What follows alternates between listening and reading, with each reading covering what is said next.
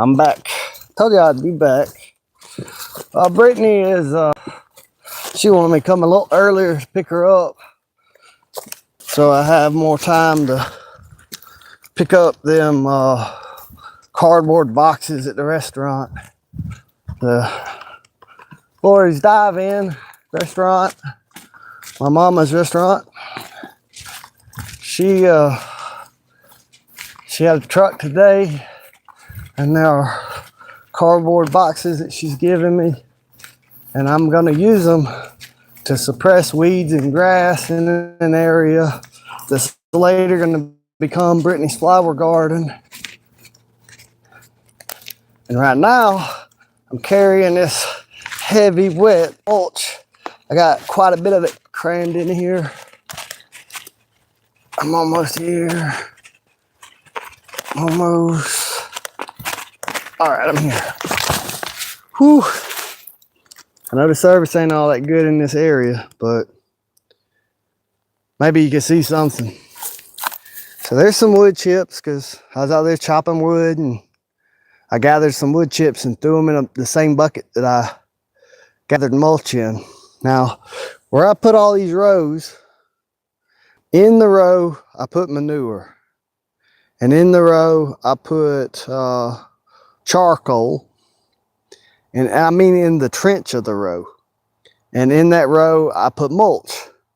So this mulch, this manure, and this charcoal, they'll all be all together, and as it all decomposes, that charcoal, all that surface area of that charcoal will be infused with beneficial microbes and nitrogen and water and all types of nutrients. And since it's in the row and not on the hill, you know, in the trench of the row, not the hill row, it's not directly on the plants. The plants can grow in that sandbar, and the fungi network that'll establish itself, and the roots reaching for it and all, and water dissolving and moving nutrients around, and earthworms, all kind of different factors will move the nutrients from the trench into the hill. But that way it's not directly on the plant. So now the trenches are full of mulch, and it's winter time, or about to be winter time in a couple of weeks. And so I'm gonna put mulch on the tops of the rows too, to keep the weeds down, and then I'll just move it aside later, you know, when it's time to plant. And then by that time, the charcoal will absorb, you know, the decomposed material and manure and all kind of things like that, and I help hold on the water. And this just soil won't be as susceptible to drought. And where like wood chips, in about 3 years, they'll break down and they'll help the soil in a way, but you know, they'll be gone, they'll be rotted away. But the charcoal will stay there for sometimes thousands of years, hundreds of years, with a lot of porous surface area that will allow a lot of microbes a safe place to live when there's sudden temperature changes, or hot and cold, or wet and dry, that normally wipe their numbers out. They'll have a little safe haven in that charcoal strip where they can recolonize the soil. And it's dark, so y'all can't really see. Today, I have a lot of these gray. I know I'm too late, but you know, late is kind of better than never, because I don't believe in having bare soil.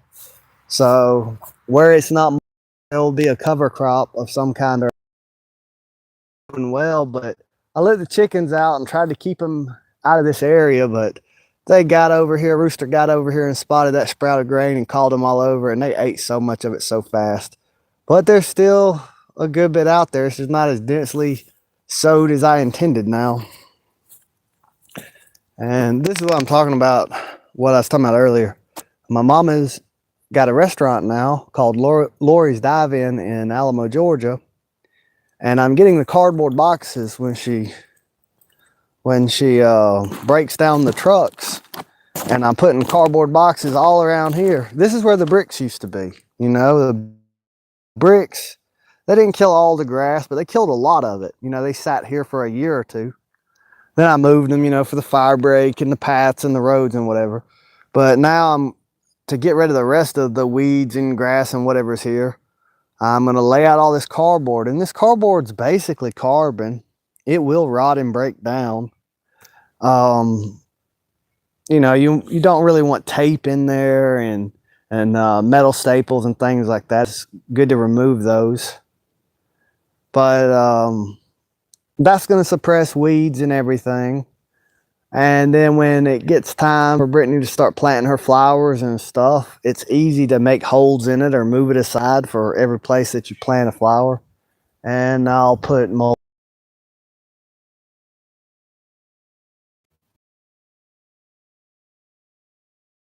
Got a bird over out that way. I was wondering what it was. Hello. So I don't know if y'all saw it, but some of them old hens I got from Granny, they were in a place with real soft soil and they didn't really get anything to scratch around and really wear their claws down. And their fingernails grew out like ram's horns, all twisted around and stuff. And it kind of made them not be able to really put their toe level and hold on to things good. And it's not always easy to catch a chicken, but I've got all of them except one of them. I've clipped their toenails and they're able to walk around. At first, they're scared. They didn't know what I was going to do with them. And then they're making all them sounds like they're happy from relief after their toenails are clipped. I got to get me a cat. Because mice are trying to come in this chicken pen to get in the straw and steal the chicken's food. So I guess I'll put a cat around here. There are, you know, the fox. The fox don't really come around here no more. He got spooked because I was on that stack of pallets sitting down and he walked right beside me. And I wanted to film him and I shouldn't have done that. That's where I messed up because he run up under my building and I run after him trying to film him. And that just scared him. He's thinking I'm chasing him. I should have just, but you know, fox is very shy anyway. But the fox did eat a few of my chickens, but I didn't kill. I like the fox. I ain't getting rid of them. I just fortified my chicken pen a lot better. But that fox can eat a lot of squirrel and mice and stuff like that. And I've got hawks over here. Almost anything that'll take care of the rat problem that's of the animals already here also want to kill my chickens. But a cat, you know, chickens can kind of gang up and protect each other from a cat most of the time, even when you free range them. It's just the baby chickens that a cat will get after. But I'm thinking, the cat can be on the outside of the chicken pen. So when the mice move between the inside and outside, I don't know. I don't know if I want a cat or not. They bad. I don't know why, but they bad about digging up. Like when they go to shit in the garden, they want to dig up. They won't just dig a hole in any place. They want to dig up every carrot on the row, every little sprouted baby carrot, one by one. Hey, I don't want to. Hello, everybody. Look at the sky there. We've been getting a lot of rain, but we're supposed to be getting a break from it. It might be about time to go. No, it's 6 o'clock. It ain't time to go yet. Hey, it's going to get dark to where we won't be able to see nothing. I can go in the building and turn the light on. I've got a piece of pottery that I'm making that was pretty, it wasn't dry, but it's dry enough that it's stiff and holds its shape pretty well. And it had some areas in it where it was thinner around the, not exactly even. And I added to it consistency. I can do a video and show y'all how to wire a 2-pole switch in the future. I've You know, I got to walk all the way here. I've already run the wire. I just haven't switched to it. Where you got the 2 hot wires, and I can show you how to do that where you put in a switch to where I'll have a switch over on that side where I can turn it on and off when I come in the door, or turn it on and off by the bed over here. This is a piece I'm talking about. It normally turns out better if I make the whole piece out of one lump of clay that's been mixed together to have a lot of the same consistency. Flake of something fell in there. Maybe a piece of a leaf out of that bog. But I come back and added, this side was really thin. And I'll add a little bit of clay, but when it dries up, it gets smaller. So I think I need to add some more.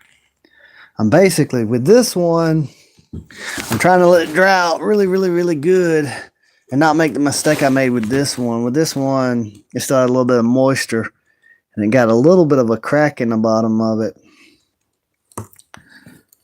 And I've been able to cook in that one. I'm not saying do that, but I got some deer stew at the house. I just remembered, and I'm happy about it. This is over here in the old Bronin Republic. These are the rations they giving us out here. We got some eggs in here. We got some hot chocolate. We got some seeds we're ordered to plant. We got some mixed vegetables. A little thing to cook our food and whatever. Got a lighter. Got some other stuff I done took back home and put in my deer stew. Sometimes the mice will eat them orange seeds. So these oranges are pretty good. But they grow at my granny's, and she's got 2 different kind of orange trees here. I got 2 different kind of oranges here. And they're planted by a whole bunch of different types of citrus plants. And citruses can crossbreed. So they might be part lemon, part orange, part tangerine, part quince, kumquat, all kind of different.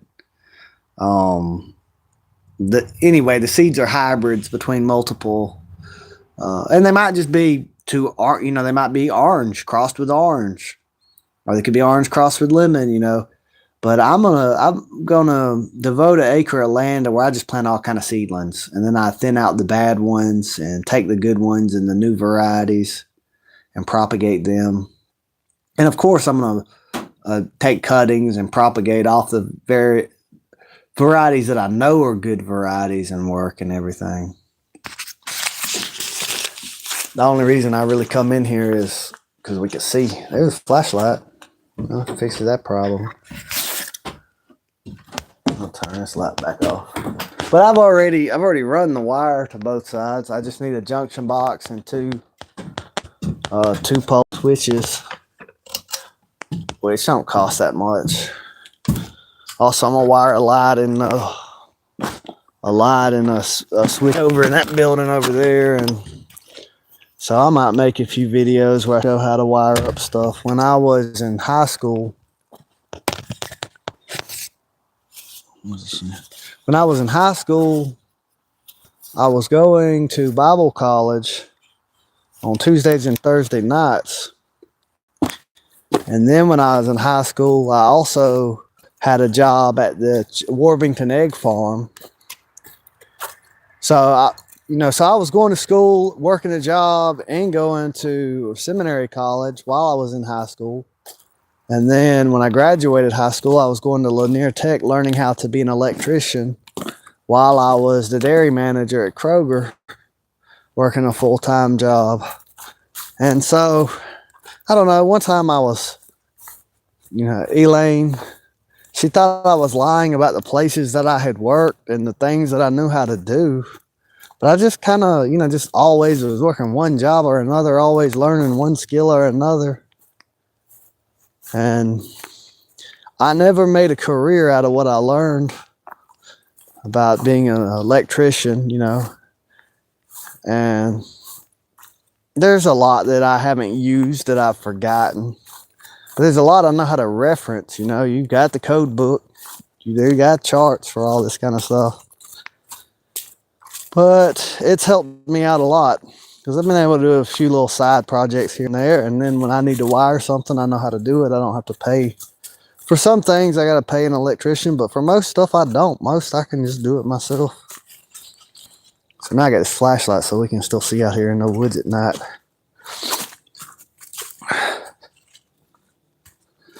I found a dead fish in the pond today just floating, and that's abnormal. I'm concerned about it. I decided to take it out because I don't think there's any fish in there big enough to eat it, and I decided just bury it, build the necromass in the soil, build the nitrogen up.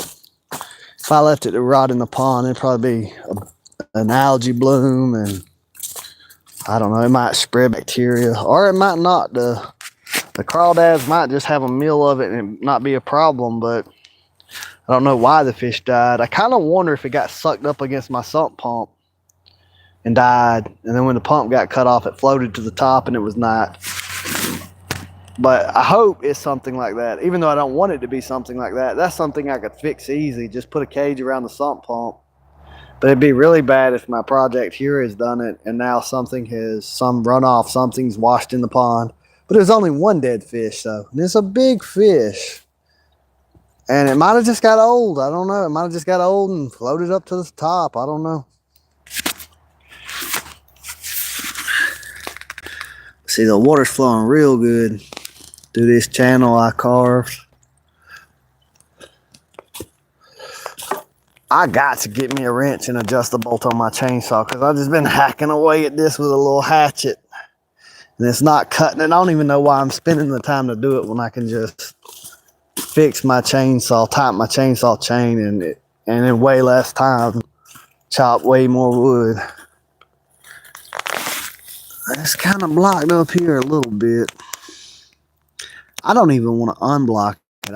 I will later, but the pond's already full and overflowing on the east dam, so I'm not trying to speed up the amount of water going into it. It's full as it can get till that dam gets built up. So it's got water flowing in it and out it. And I think, you know, this water flowing in it has a lot less nitrate built up in it than the pond in general from all them decomposed falling leaves. So I think it would be a healthy thing to have a bunch of rainwater flowing into the pond and older water flowing out of the pond. But you know, I don't know. I don't know till, I mean, I've done it. We're going to find out what it does over the years. Man, this was a lot of work though, digging all this. And you know, there's a few times it flowed for a little bit and then stopped because I hadn't gotten the grade just right yet. But the day it just started flowing and flowing, oh, I was so happy after putting in all that work. This place right here, sand builds up a little bit right here where the water comes from two different, it drains off of the hill. Both of these places are coming from the same, what's it called? Watershed, really. The same, it's just, they both meet up here anyway. And a lot of sand gets deposited here. And this side is higher up. When you go down that way, you drop in elevation. So I've just been digging out the sand that's really washing from the hillside, from the neighbors, really. They cut so many trees. They cut probably 7 acres of trees. And now there's a lot more erosion and soil eroding and running off. And it's a lot of sand from there is washing down into that trench. And I'm piling it up on this low side because I don't really want to dam that up any more than what it is. You know, that clay level can stay where it's at. And then I'll put sand on top of it that can soak up water. And if there's too much water, it can break away and let everything out. But my plan is to have water seep up into a sandbar up on this strip here and pile it up and just keep piling it up till it's high enough that there's enough drainage and moisture. And I can start bringing in some fruit trees here. Those lilac bushes that butterflies like so much and hummingbirds go to. I'm gonna put them here. I'll probably bring some blueberry cuttings out here. I'll probably crack open a few peach pits and get the seeds out and plant a few seedlings out in this strip in the woods. But the plan of this was always to, one, keep the pond from getting too low. But the main thing really was to make a nice long strip of water and a nice hill here where I can grow a tree line of fruit trees.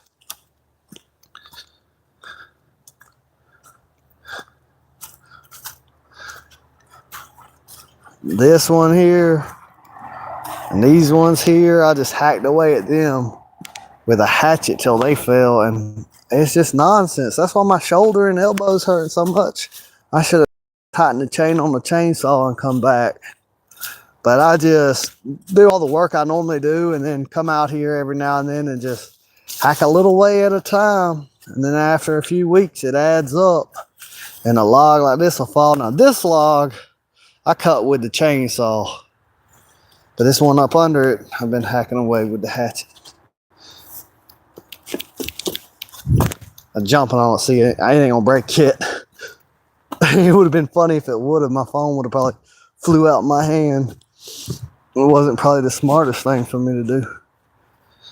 I dug up under there and pulled some of that broken porcelain and rocks and stuff up to kind of not have the creek level drop quite so low. They kind of act like a filter. I think I'm going to put a lot of charcoal and pebbles and rocks there and make like a filter just in case any I don't know, runoff from a washing machine soap or gas or whatever might run off into this water before it goes into the pond. I think I'm gonna build me a carbon filter here of some type.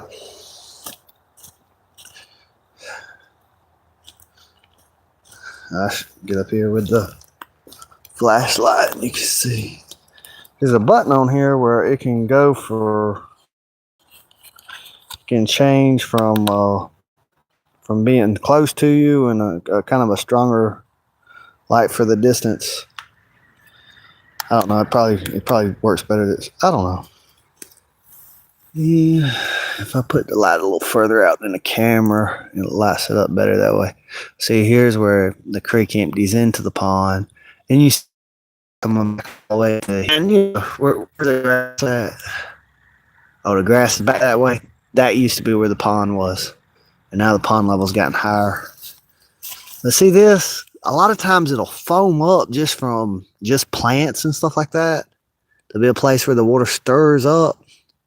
And it kind of bothers me but it doesn't have all the rainbow different colors like soap bubbles. I think it's just foam from plant oils and stuff. It piles up there where that root is. But also had a floating dead fish today. And even if it is just plant oils, there are some plants that are toxic to fish, so filter would be good. Y'all can't see, but I can. A lot of people think they can't see when they can. The trick kind of is, don't get so worried about not being able to see the ground in front of you and all. You can see the sky, and you can see the outline of the trees.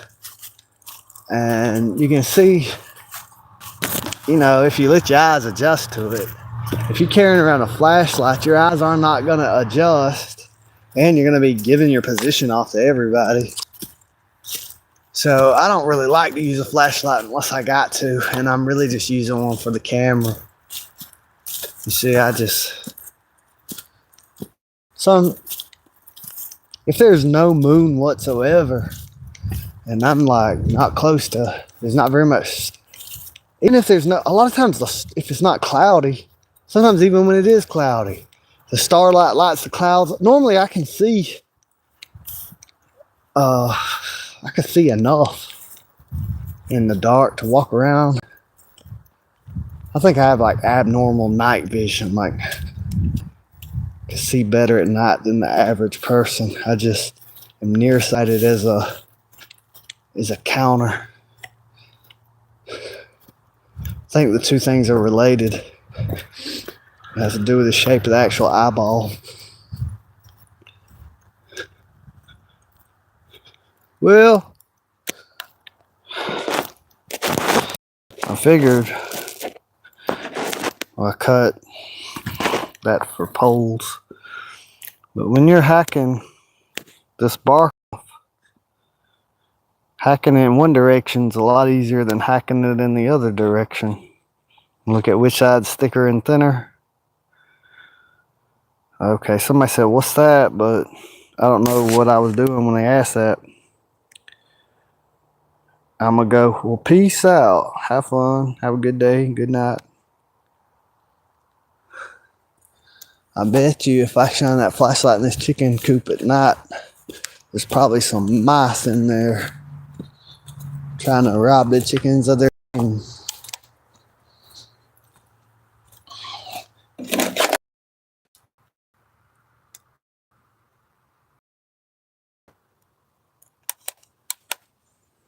This would be the easiest time to get that one that needs its toenails clipped still. Okay, let me move all this.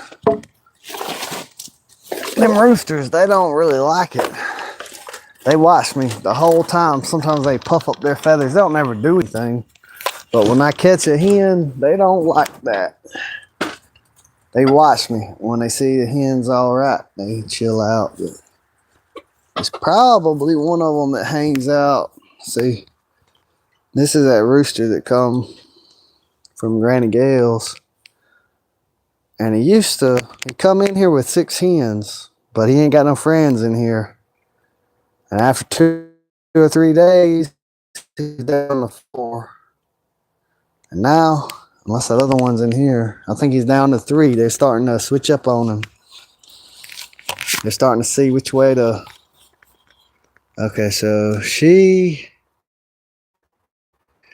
had her toes clipped. Now they could be clipped a little more, but I was gonna kind of do it in stages. I was gonna at first get all the long twisted stuff off and worry about the. Is there a way I can hold this in one hand?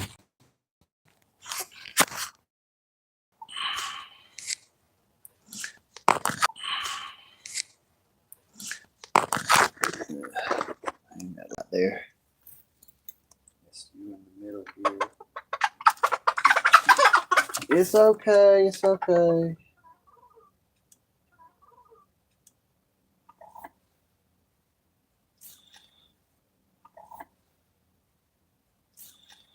Well,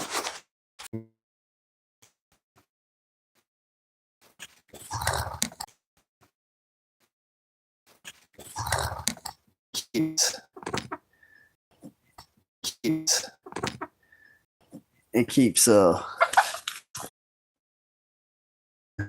wait till tomorrow.